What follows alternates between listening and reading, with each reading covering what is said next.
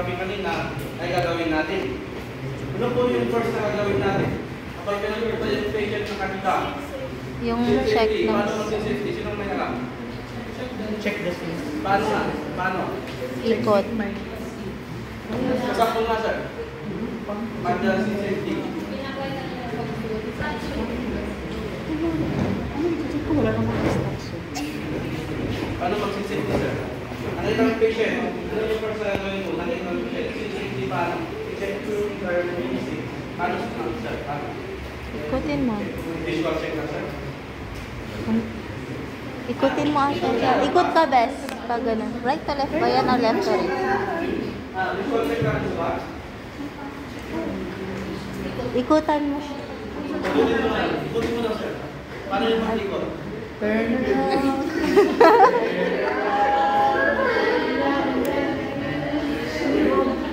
Check for vital. Tayo ka lang po sa iba. First ay punta tayo sa foot part. Punta sa patient, sa side. Check natin dito sa gilid niya, sa taas. Wala. Punta sa kabila. Check din sa baba, taas. Wag Mong sa ulo. Lalagpas sa kanyang head part. And wag din ating ginagawa to. Kasi hindi pa pala yung patient. After safety na sinisave. Or paano kapag yung patient natin mayroong pebbles sa kanyang head part? Tanggalin. Paano pagtanggal? Paano magtanggal? Di ba sabi natin, kamay natin dapat istera bago kayo gumawak ng patient, yung mga blocks natin. Oh, meron kang pebbles, tanggalin mo. Paano yung paa? Okay. Dahil lang po magtanggal ng pebbles. Kahit anong nasa ng patient sa pagtanggal, paa po ang gagamitin. Wag kamay. Okay, tanggalin natin na sinisave. Ano yung next?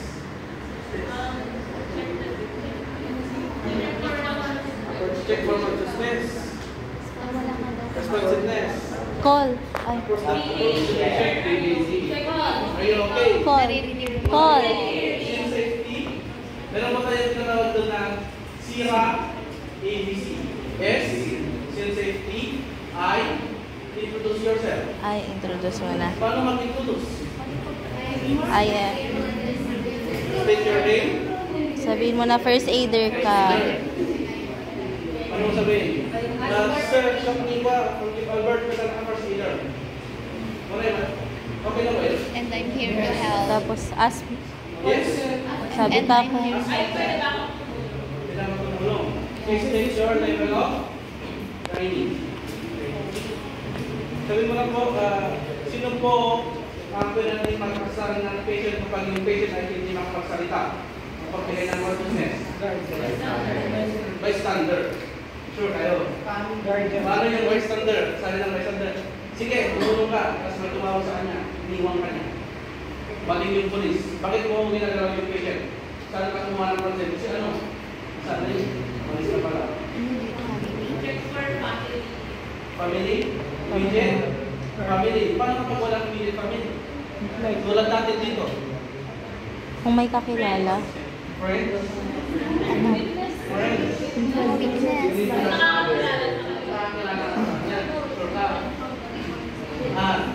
Sino ba? Siya mismo. Unconscious naman. Unconscious implied. Ma'am. Saan mo tayo kumuha ng consent? Aside from the patient, sabi mo Sir Lison kanina. Implied. Implied kapag? Unconscious na? Walang kasama. Andito tayong lahat dito. Nakapalimos sa patient. Sa naka-witness. Ano pa? Ano pa yung meron dito? Nagtatawag na person with authority. Police, yung mga police natin, kung meron, barangay kadawat, kung meron, or yung mga officials natin. Doon po tayo mag-ask. Huwag lang natin kalimutan yung mag-ask kasi baka tayo nga yung tumulong tayo Kasuhan. matulong. Sino po dito ang barangay official? Ito po, sir. Sir, ako nga po pala si Tankip Albert, isa po akong first aid trainer ng Red Cross. Pwede po akong tumulong, sir. Sige, sir. Okay, nakapagbigay ka na? Consent. Ano yung next? Mag... Check for? Responsiveness. Paano yung sabi niyo kanina? Air... Tapos shoulder. Ano yung kasabihin? Can you hear me? Kung nandun kayo sa community, pwede nyo gawin nyo? Dialect nila. Sir, can you hear me? Sir. Sure ka? Ulit. Sir, can you hear me? Sir, can you hear me? Sir, can you hear me? Bakit po isang sa left and right tayo nagsasabi ng can you hear me? Sir, baka Possible na baka yung isa hindi. okay. Sa mga procedure natin, pwede yung isa ay hingi. Yun yung pinakamagandang explanation natin. Yung isa hingi, yung isa hindi. Lalo na kapag regular Accident. kaya nakapag-check na tayo, yung patient natin unconscious, response, next, check ABC. Check for ABC agad. Yun na yata yung tatawag. Sira ABC. Mag-call. Ay, Activate. medical rest. Medical help. Paano mag-activate? Mag... Paano? Ask ka sa bystander kung pwede, kung merong... Ay, di ko Sabihin mo, sino ka kayo pwede tumawag kayo ng 911? Ambulance? Okay na ba yun? Pwede. Paano kapag yung akala ng isa at tumawag na yung isa? Hindi lang tumawag yung isa. Okay, be specific. Ma'am na naka-white, black pants and white shoes, kung pwede ikaw yung tumawag ng ambulance, Pwede po. pakisabi na lang po na magdala sila ng AED if available. Ganun lang po yung Certain. na mag-activate ng medical help sa by standard. Kaya tuloy-tuloy yung ambulance yung dapat, yung call for an ambulance with AED. Kasi pag sinabi mo, can you call for help, anong help yung anong katawa? Ambulance.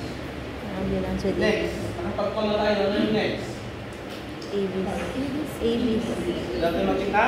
ABC. Airway. Airway. Breathing and Circulation. circulation. Patient can still chin lift. No obstruction. Check for pulse, check for breathing.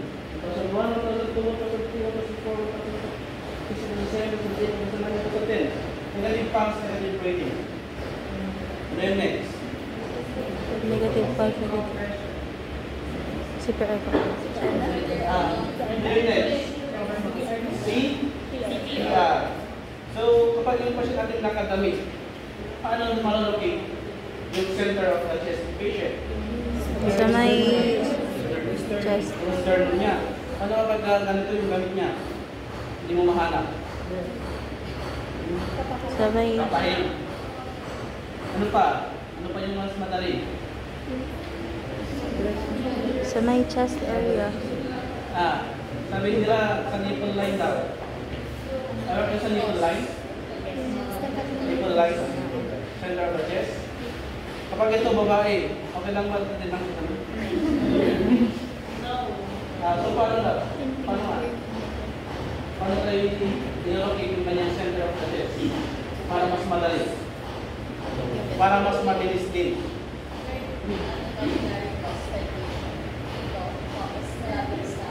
Mas matagal aktan, mama. Ano mas madali? Shoulder. Paano yung shoulder, sir? Mas maganda kapag yung armpit niya yung hawakan mo. Armpit, center. Mas madali. Sabi lang yung armpit, center. Dapat mo lang kamay. Then, Dominant. Dominant na lang nasa armpit, center. Kuha. Mas madali po yung armpit. Pero sa nipple line, pwede rin po yung nipple line. Hindi dapat po yung proper mechanics ng ating katawan. Isang paa, shoulder. Isang paa, sa kanya, hips.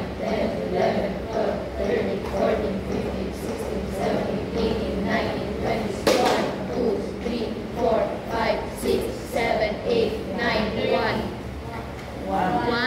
Last blow.